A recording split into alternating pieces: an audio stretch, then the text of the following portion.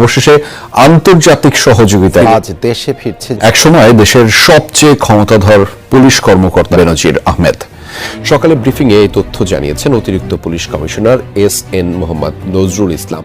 অবশেষে সব জল্পনা কল্পনা পেরিয়ে দেশে ফিরছেন সাবেক আইজিপি বেনজির আহমেদ। এমন কোনো কুকীর্তি নাই যেটা বেনজির আহমেদ করেননি। শেখ হাসিনার চেয়েও বেশি পরিচিত ছিলেন বেনজির আহমেদ। বেনজির আহমেদ শুধু শাপলা চত্বরের মাস্টার মাইন্ড না, তিনি সরকার চালাতেন, তিনি দেশ চালাতেন। বাড়িতে বাড়ি থেকে টোকায় নিয়ে আসবো, মাটির তলে ঢুকলে সেখান থেকে বের করে নিয়ে আসবো। দীর্ঘদিন ধরেই তিনি ছিলেন ধরাছোঁয়ার বাইরে। দেশে দুর্নীতির অভিযোগ, সম্পদ জব্দের আদেশ এবং ইন্টারপোলের রেড নোটিশ সবকিছুর পরও সাবেক পুলিশ মহাপরিদর্শক বেনজির আহমেদের অবস্থান ছিল অজানা। অবশেষে সেই অনিশ্চয়তার অবসান হলো দুবাইয়ের একটি ট্রানজিট লাউঞ্জে। লন্ডন থেকে এশিয়ার একটি দেশের উদ্দেশ্যে যাত্রাকালে সংযুক্ত আরব আমিরাতের আইন শৃঙ্খলা বাহিনীর হাতে গ্রেপ্তার হয়েছেন একসময় প্রভাবশালী এই পুলিশ কর্মকর্তা। একসময় যার নামে ভয়ে বাঘে মোষে এক ঘাটে জল খেত, যার একটি হুঙ্কারে কেঁপে উঠত গোটা দেশ, সেই প্রতাপশালী সাবেক আইজিপি বেনজির আহমেদ আজ কোথায়? ক্ষমতার দম্ভ চিরদিন থাকে না, আর আইনের লম্বা হাত যে কতটা শক্তিশালী হতে পারে তার সবচেয়ে বড় উদাহরণ হতে যাচ্ছে আজকের এই ঘটনা। যিনি একসময় দেশের আইন শৃঙ্খলার সর্বোচ্চ পদে বসে অন্যদের আইনের ভয় দেখাতেন, আজ তিনি নিজেই আন্তর্জাতিক পলাতক আসামি হিসেবে ভিনদেশের মাটিতে গ্রেফতার হয়েছেন। দুবাইয়ের মতো আধুনিক শহরের অত্যাধুনিক এআই বা আর্টিফিশিয়াল ইন্টেলিজেন্স ক্যামেরার চোখ ফাঁকি দিতে পারেননি এই সাবেক পুলিশ প্রধান। পুলিশের সাবেক আইজিপি বেনজির আহমেদকে দুবাই থেকে ধরে এনে বাংলাদেশে যদি সর্বোচ্চ শাস্তি দেওয়া হয়, তাহলে এই ঘটনা বাংলাদেশে ইতিহাস হয়ে থাকবে। বাংলাদেশের ক্ষমতায় বসে যে বা যাহারাই দুর্নীতি, অন্যায়, অপকর্ম এবং নানান ষড়যন্ত্র ও অন্যায়ের কাজের সাথে লিপ্ত হবে, তাদেরকে আজ অথবা কাল বাংলার জমিনে অবশ্যই শাস্তি ভোগ করতে হবে। কারণ আওয়ামী লীগের আমলে সাবেক প্রধানমন্ত্রী শেখ হাসিনা ফ্যাসিস্ট হওয়ার পিছনে সবচেয়ে বেশি কলকাঠি নেড়েছেন, এবং এই সাবেক প্রধানমন্ত্রী শেখ হাসিনা যার সবচেয়ে বেশি সহযোগিতা এবং সাপোর্ট পেয়েছেন, তিনি হচ্ছেন এই পুলিশের সাবেক আইজিপি বেনজির আহমেদ। যে কারণেই গ্রেফতার হওয়ার পরে তিনি সকল প্রকার দায় স্বীকার করে স্বীকারোক্তি দিয়েছেন, এবং সকল প্রকার দায় স্বীকার করে স্বীকারোক্তি দেওয়ার কারণে তাকে সর্বোচ্চ শাস্তির আদেশ দিয়েছেন আদালত। দর্শক, বিষয়ের কিছু অংশ ভিডিওর শুরুতে শিরোনামে আপনারা দেখেছেন, বিস্তারিত পুরো ভিডিও জুড়ে। তার আগে আমার একটা অনুরোধ, যারা আমাদের চ্যানেলে নতুন আসছেন চ্যানেলটি সাবস্ক্রাইব করে ওয়াল ক্লিক করে বেল আইকনটি বাজিয়ে দিন। দর্শক, চলুন দেখে আসি এই পুলিশের সাবেক আইজিপি বেনজির আহমেদ কিভাবে ধরা খেয়েছে এবং রিমান্ডে কি কি চাঞ্চল্যকর তথ্য দিয়েছেন, সেটা আপনারা পুরো ভিডিওটা দেখলেই বুঝতে পারবেন। ভিডিওটা অত্যন্ত গুরুত্বপূর্ণ, তাই ধৈর্য ধরে একটি লাইক এবং পুরো ভিডিওটা শেষ পর্যন্ত দেখতে থাকুন। এআই ক্যামেরা কাল হলো বেনজিরের। সংযুক্ত আরব আমিরাতের দুবাইয়ে গ্রেফতার হয়েছেন পুলিশের সাবেক মহাপরিদর্শক বেনজির আহমেদ। দুদকের মামলায় ইন্টারপোলের সহযোগিতায় তাকে গ্রেফতার করেছে দেশটির পুলিশ। তাই রাজনৈতিক অঙ্গনে তাকে নিয়ে নতুন করে আলোচনা শুরু হয়েছে। সেই সঙ্গে প্রশ্ন উঠেছে, কতদিনের মধ্যে দেশে ফিরিয়ে আনা হবে বেনজিরকে? এ নিয়ে কথা বলেছেন স্বরাষ্ট্রমন্ত্রী। দুদকও নতুন উদ্যোগ নিয়েছে। ক্ষমতার দম্ভ চিরদিন থাকে না, যা আবারও প্রমাণিত হলো। রাষ্ট্রের ক্ষমতা এবং জনগণের ক্ষমতাকে অবজ্ঞাকারী আহাম্মক বলে যে বেনজির একদিন হুঙ্কার দিয়েছিলেন, সেই তিনিই কিনা রাষ্ট্র ও জনগণকে ধোঁকা দিয়েছেন। নিজেই জনগণের সাথে দিনের পর দিন আহাম্মকি করেছেন। ভেবেছিলেন ক্ষমতা চিরস্থায়ী, কিন্তু না, তাকেও ধরা পড়তে হলো আইনের বেড়াজালে। লন্ডন থেকে এশিয়ার একটি দেশের উদ্দেশ্যে যাত্রা করেছিলেন পুলিশের সাবেক মহাপরিদর্শক বেনজির আহমেদ।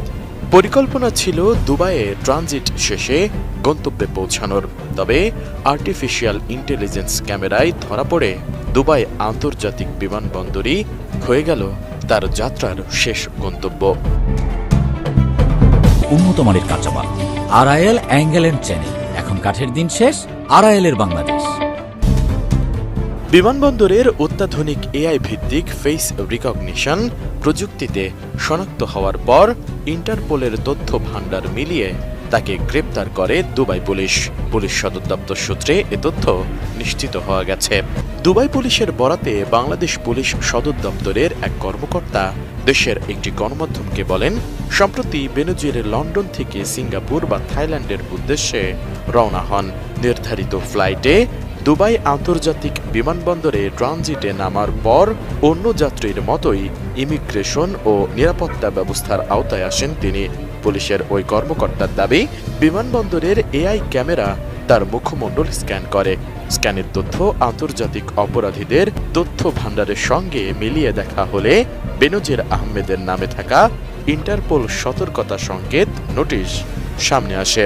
এরপর দুবাই পুলিশের ইন্টারপোল সমন্বয়ক শাখা বিষয়টি যাচাই করে এবং কিছু সময়ের মধ্যেই তাকে আটক করে। পরে আনুষ্ঠানিকভাবে গ্রেপ্তার দেখানো হয়। যদিও দুবাই পুলিশ, ইন্টারপোল বা বাংলাদেশের সংশ্লিষ্ট কর্তৃপক্ষের পক্ষ থেকে এখনও এ বিষয়ে আনুষ্ঠানিক কোনো বিবৃতি দেওয়া হয়নি।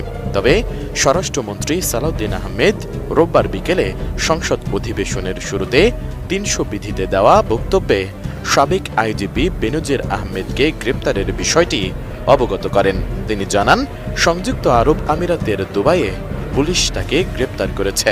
আমি এই মহান সংসদের মাধ্যমে সমগ্র জাতিকে জানাচ্ছি যে গত 12 জুন 2026 তারিখে সংযুক্ত আরব আমিরাতের স্বরাষ্ট্র মন্ত্রণালয়ের directorate general of federal criminal police, national central bureau NCB, Abu Dhabi হতে প্রেরিত একটি ইমেইলের মাধ্যমে বাংলাদেশ সরকারকে জানানো হয়েছে যে দুর্নীতি মামলায় অভিযুক্ত বেনজির আহমেদকে সংযুক্ত আরব আমিরাত পুলিশ কর্তৃক গ্রেফতার করা হয়েছে। স্বরাষ্ট্রমন্ত্রী বলেন, গত 12 জুন সংযুক্ত আরব আমিরাতের স্বরাষ্ট্র মন্ত্রণালয়ের directorate general of federal criminal police, national central bureau NCB Abu Dhabi থেকে পাঠানো একটি ইমেইলের মাধ্যমে বাংলাদেশ সরকারকে জানানো হয়েছে যে দুর্নীতি মামলায় অভিযুক্ত বেনজির আহমেদকে সংযুক্ত আরব আমিরাতের পুলিশ গ্রেপ্তার করেছে এবং তিনি বর্তমানে সেখানে আটক রয়েছেন। এ সময় বেনজিরকে অতি দ্রুত দেশে ফিরিয়ে আনা হবে জানিয়ে স্বরাষ্ট্রমন্ত্রী বলেন, সংযুক্ত আরব আমিরাতের ফেডারেল আইন অনুযায়ী গ্রেপ্তারের তারিখ থেকে 30 দিনের মধ্যে কূটনৈতিক চ্যানেলে আনুষ্ঠানিক প্রত্যর্পণ বা এক্সট্রাডিশন রিকোয়েস্ট পাঠাতে হবে।